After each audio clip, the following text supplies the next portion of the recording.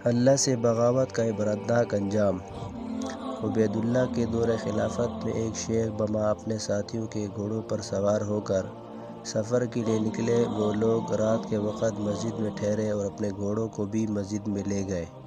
جب ان سے مسجد کے متولی نے پوچھا کہ تم نے اپنے گھوڑوں کو مسجد میں کیسے داخل کر لیا، تو ان سے شیخ اور اس کے ساتھیوں نے کہا ان گھوڑوں کا گوبر اور پیشاب پاک ہے، کیونکہ یہ مہدی کے گھوڑے ہیں۔ مسجد کے متولی نے کہا جب مہدی کے جسم سے خارج ہونے والی چیز نجس ہے تو اس کے گھوڑے سے نکلنے والی چیز کیسے پاک ہو سکتی ہے؟ یہ سن کر وہ لوگ بہت غصہ ہوئے اور متولی سے کہا تم نے مہدی کی شان میں گستاخی کی ہے۔ یہ کہہ کر اسے پکڑ کر مہدی کے پاس لے گئے۔ چنانچہ مہدی نے جمعے کی شام اس کو باہر نکالا اور قتل کر دیا۔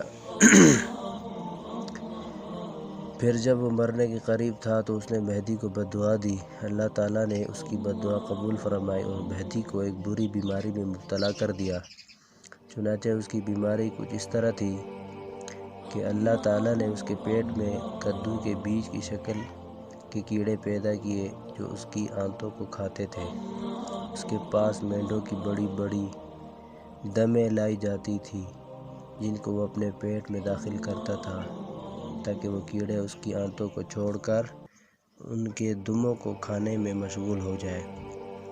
اس طرح ان کے دموں میں مشغول ہونے سے اس کو کچھ راحت حاصل ہوتی۔ پھر جب وہ ان دموں کو باہر نکالتا تو کیڑے ان کو کھا کر پھاڑ چکے ہوتے۔ یہ سلسلہ یوں ہی چلتا رہا۔ آخر کار اسی حالت میں ہلاک ہو گیا۔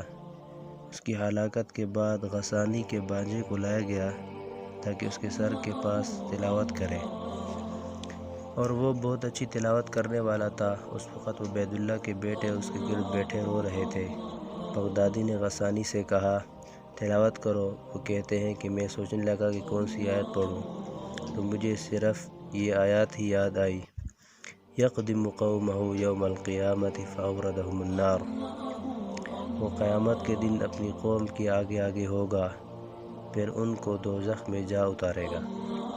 پھر میں نے کوئی اور آیت پڑھنی چاہی مگر نہ پڑھ سکا اور اسی کو بار بار دہراتا رہا، یہاں تک کہ مجھے اس بات کا اندیشہ ہوا کہ اگر اس کے بیٹوں کو رونے سے کچھ افاقہ ہو جائے اور وہ میری تلاوت پر غور کریں تو وہ مجھے قتل کر دیں، اور وہ میری تلاوت پر غور کریں تو مجھے قتل کر دیں گے۔ یہ سوچ کر میں وہاں سے ہٹا اور باہر نکل گیا۔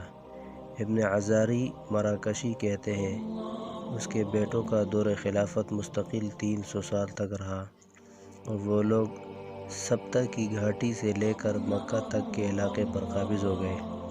یہ اس بات کی دلیل ہے کہ دنیا اللہ کی نظر میں بہت ذلیل اور انتہائی حقیر اور بے قدر قیمت والی جگہ ہے۔ یہی وجہ ہے کہ اس نے ان کافر و فاجر لوگوں کو اس میں اختیار دیا کہ وہ اللہ کے اولیاء کو بدترین عذاب اور تکلیفیں دیں۔